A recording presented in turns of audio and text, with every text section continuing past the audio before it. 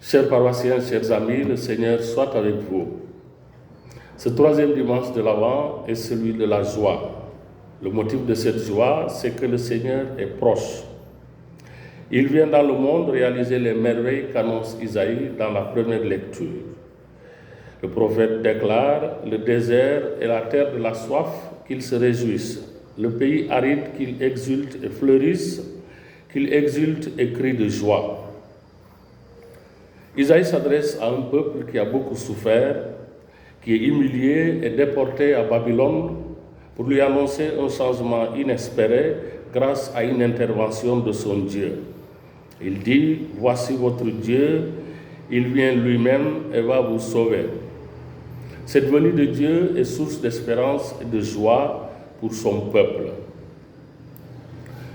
Notre monde est parfois très dur et nos vies aussi. C'est pourquoi les promesses d'Isaïe sont aussi pour nous aujourd'hui, car nous espérons aussi une intervention de Dieu qui vienne combler nos attentes, changer quelque chose aux situations difficiles que nous traversons. Nous prions Dieu que nos désirs se réalisent et que les difficultés que nous vivons passent. Ce changement que nous demandons à Dieu, chacun l'imagine à sa manière, avec beaucoup d'images et beaucoup de caricatures parfois. Mais ce changement n'est pas facile à percevoir parce qu'il ne cadre pas forcément avec nos schémas et nos rêves. Dans l'évangile d'aujourd'hui, Jean-Baptiste en fait l'expérience. Il ne se retrouve pas par rapport à Jésus. Comme ses contemporains, il imaginait Jésus tel un Messie guerrier et puissant qui vient chasser l'occupant romain et remettre de l'ordre dans tout le pays. Il imaginait, conformément à la croyance populaire de son temps, que l'arrivée de Jésus coïnciderait avec le fameux jour de colère et de vengeance de Dieu sur les persécuteurs de son peuple et sur les impénitents. Mais il n'y a rien de tout cela. Les œuvres que Jésus accomplit, qu'on vient rapporter à Jean-Baptiste dans la prison où Hérode l'a mis, ne sont pas celles qu'il avait annoncées au bord du Jourdain.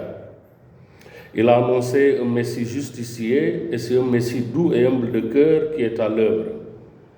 Au lieu de la vengeance de Dieu qu'il a prêchée, c'est plutôt la miséricorde que Jésus offre.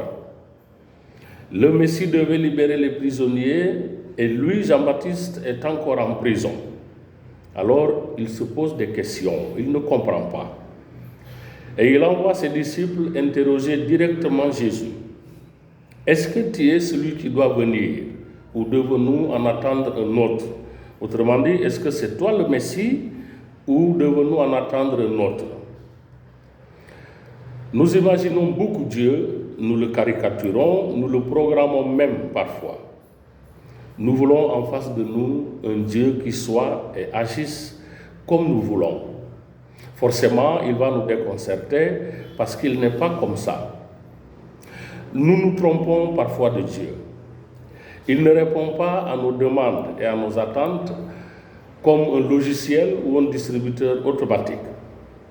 C'est nous qui devons ressembler à Dieu et non le contraire. C'est nous qui devons le suivre et faire sa volonté et non le contraire. Enfin, ce n'est pas à nous de dire à Dieu ce qu'il doit faire et comment il doit le faire. Faisons-lui confiance simplement et laissons-le faire dans sa grande bonté. Voyez-vous, pour répondre à Jean-Baptiste, Jésus ne lui donne pas un enseignement, mais il l'amène à corriger sa foi en l'orientant vers les faits très concrets qui sont la réalisation des prophéties, notamment celle d'Isaïe. Allez dire à Jean ce que vous entendez et voyez. Ce qu'ils entendent, c'est la bonne nouvelle du salut. Ce qu'ils voient, c'est l'amour de Dieu à l'œuvre. Jésus ne renvoie pas Jean-Baptiste à des doctrines, à des traditions ou à des courants spirituels. Il le renvoie à la parole de Dieu pour qu'il y découvre le vrai visage du Messie et de son royaume. Jean-Baptiste a reçu une réponse en signe et en preuve sur la présence active de Dieu et de son royaume dans le monde. Quels sont ces signes et ces preuves pour nous aujourd'hui? Eh bien, Dieu n'a pas changé. Il ne cesse d'accomplir tous les jours des merveilles pour le bonheur de ses enfants. Mais attention, la réponse de Jésus à Jean-Baptiste nous instruit que sa présence n'a rien de spectaculaire. Elle n'est ni fracassante ni sensationnelle. Les actions du Dieu de Jésus-Christ sont discrètes et cachées dans la vie quotidienne. Elles ressemblent à celles que nous admirons dans les évangiles, dans les différents comportements de Jésus. Jésus qui prêche la bonne nouvelle, qui s'engage dans le combat pour la justice et la paix. Jésus qui aime, qui respecte, qui guérit et qui sauve. Jésus qui est solidaire des pauvres et des petits et qui fait le bien partout où il passe. Tout cela, c'est des signes de la présence du royaume de Dieu dont nous avons la charge en tant que baptisés d'annoncer et faire croître. Ces signes, nous devons les rendre présents pour notre temps. Ce sont des attitudes qui sont vraiment à notre portée.